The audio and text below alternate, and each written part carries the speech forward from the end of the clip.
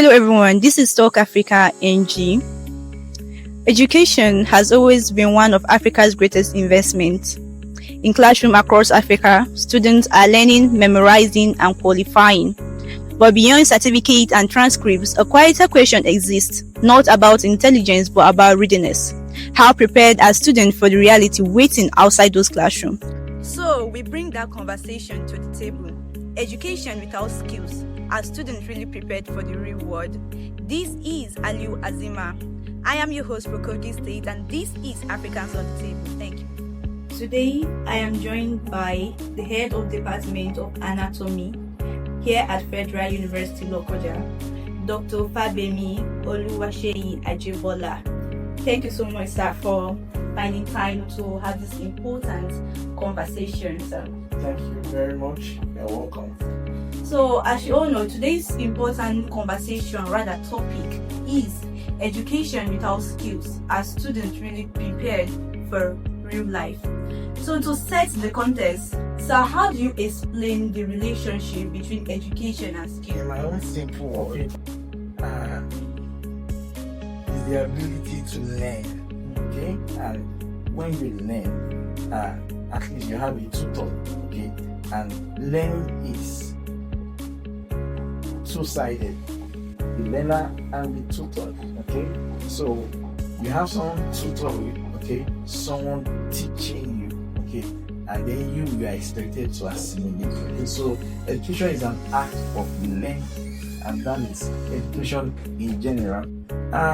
Skills is actually the ability to do something, and it's actually not just do something, ability to do something very well, and that is skill. So we expect that by the time you educate me, okay, you are teaching me, passing the knowledge across to me for me to put it into practice.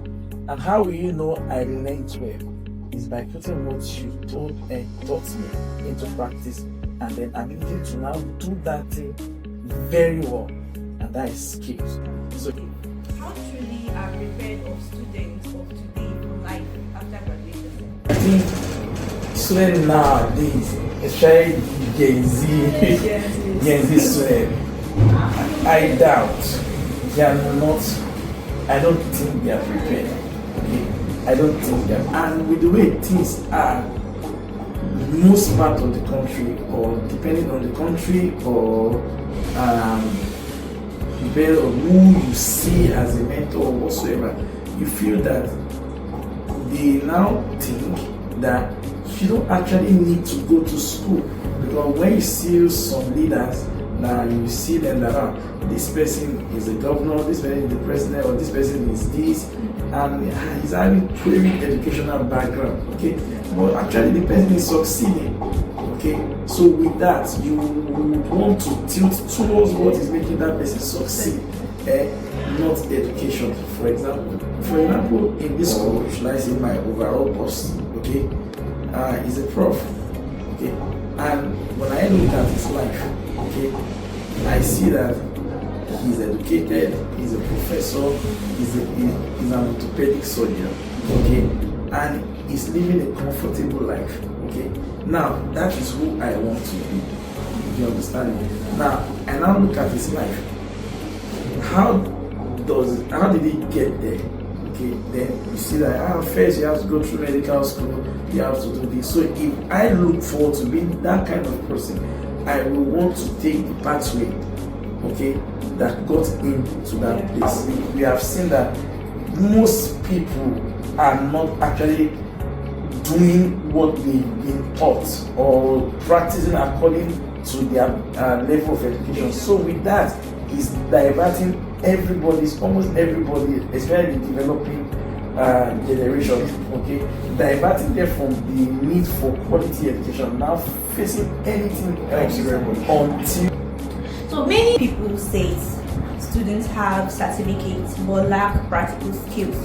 Why do you think this gap exists? There's a difference between education, there's a difference between skill, okay. The students nowadays, okay, they have education, they lack skill, okay. Education, in fact, skill accusation is also a part of education. In fact, skill acquisition is inculcated in education. For example, right now in most institutions, okay, you will see it's only about theoretical base. Okay, it's just theory. Okay, they come, okay, you do the theory, they keep giving you, and you see students keep cramming and keep cramming and keep cramming. Okay, but unfortunately, where is the skill? Where is the practical? Is there another reason is the educational system works with curriculum. Okay, now how can we inculcate practicals, skills into our basic learning? And with that, it's going to fix a lot of problems.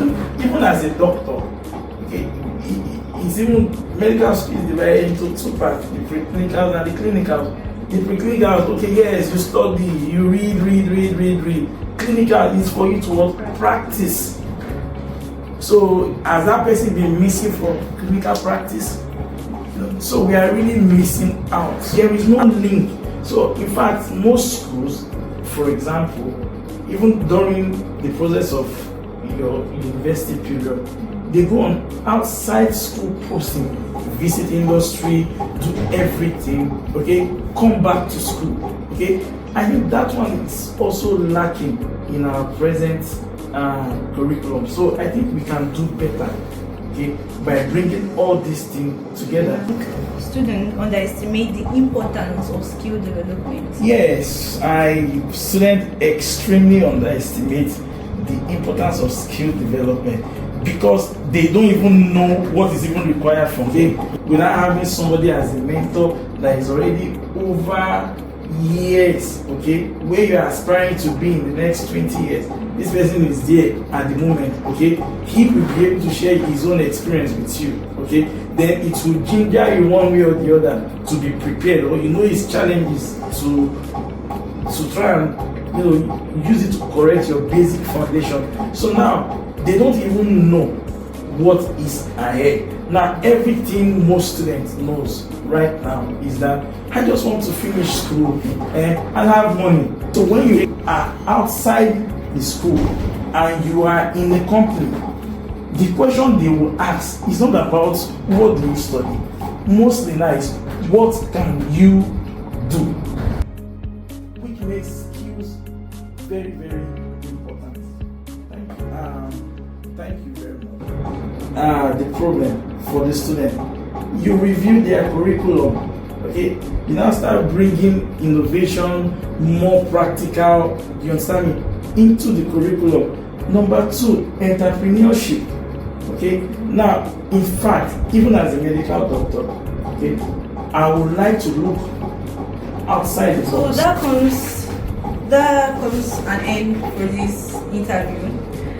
That was also an insightful conversation with Dr. Fagbemi Oluwaseyi Ajibola. Thank you so much, sir, for finding time to have this important conversation. And the conversation was really well informed.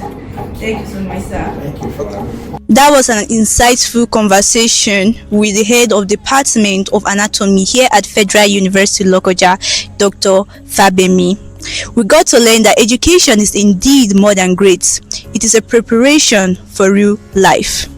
Students, lecturers, and institutions all have a role to play in connecting learning with the real world skills.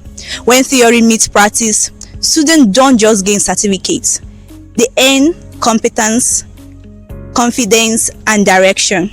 This conversation doesn't just end here. It continues with all of us. I am Aliu Azima, your host for Kogi State, and this is Africans on the Table. Thank you.